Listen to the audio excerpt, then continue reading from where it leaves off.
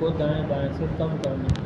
سوال: جامع مسجد کی چوڑائی تقریباً 400 فٹ سے زائد ہے۔ جب جماعت کھڑی ہوتی ہے لوگ دوڑتے ہوئے دائیں بائیں جانب صف اول میں جا ملتے ہیں۔ اس طرح بعض مرتبہ ان کی ایک رکعت بھی فوت ہو جاتی ہے اور نمازیوں میں بیمار بوڑھے ضعیف بھی ہوتے ہیں۔ صف اول کے پورا کرنے میں لمبی صف ہونے کی وجہ سے پریشانی ہوتی ہے۔ نمازیوں کی رائے یہ ہے کہ صف کو ایک خاص حد تک محدود بنا دیا جائے اور دونوں جانب باقی حصہ چھوڑ دیا جائے تاکہ امام صاحب کے پیچھے نمازی ایک خاص حد تک کھڑے ہوں، اور اگر دوسری صف بھی لگ جائے تو اس کے مطابق اس کے سیدھ میں قائم کی جا سکے۔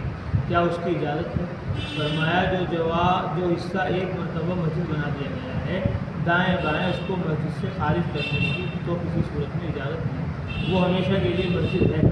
البتہ عذر مذکورہ کی وجہ سے دونوں جانب کچھ خالی جگہ چھوڑ دی جائے اور امام وسط ہی میں رہے اور دوسری تیسری صف بھی اول کی طرح ہو جائے تو اس کی وجہ سے دوسری تیسری صف والے نماز میں صف اول کی فضیلت سے تو ضرور محروم رہیں گے، لیکن فضیلت جماعت بلا تردید حاصل ہو جائے گی۔ لیکن اس صورت میں مکروہ ہونے میں اختلاف ہے۔ ہاں، اگر رکعت فوت ہونے کا خوف ہو، مثلا امام رکوع میں ہو، تو پھر دوسری صف میں شریک ہو جانا مکروہ نہیں بلکہ رکعت حاصل کرنے کے لیے ایسا کرنا افضل ہے۔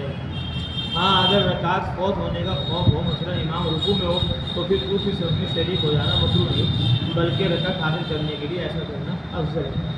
مسجد کے بجائے مکان میں صف کا چھوٹی بڑی ہونا۔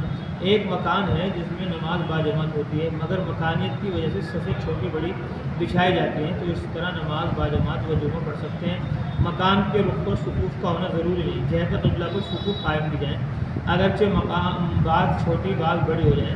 5 وقتہ نماز درست ہے۔ اگر وہاں مکان میں ہر ایک کو شرکت نماز کی اجازت ہو، کوئی رکاوٹ نہ ہو، تو وہاں جمعہ بھی درست ہے۔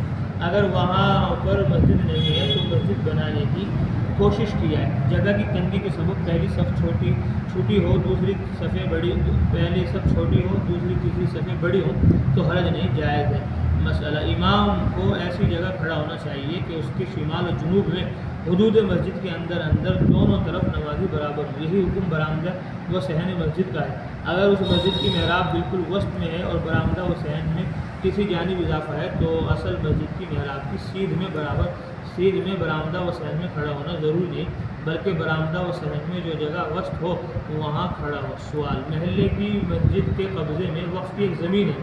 ارکان مدرسہ کا خیال ہے کہ اس زمین کو مدرسے کے پیسوں سے کرائے کے طور پر لے لیا جائے اور ماہانہ زمین کا کرایہ جو طے ہوا ہے مسجد کے صرفے میں لے لیا جائے، پھر مدرسہ اپنے پیسوں سے مسجد کی زمین پر تعمیر کر کے اس عمارت کو کرایہ پر دے دے اور جو کرایہ وصول ہوا ہے مدرسہ اپنے صرفے میں لے۔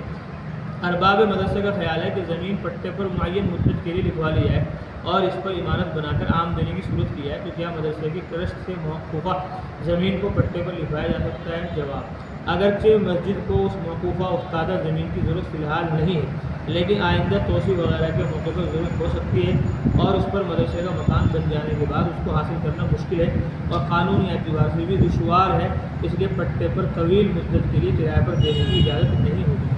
نیز جبکہ موقوفہ زمین پر مدرسے کی رقم سے عمارت بنے گی تو مسجد کا وقف مدرسے کے وقف کے ساتھ مختلف ہو جائے گا، یہ درست نہیں ہے، اس لیے اس قسم کا معاملہ نہ کیا جائے۔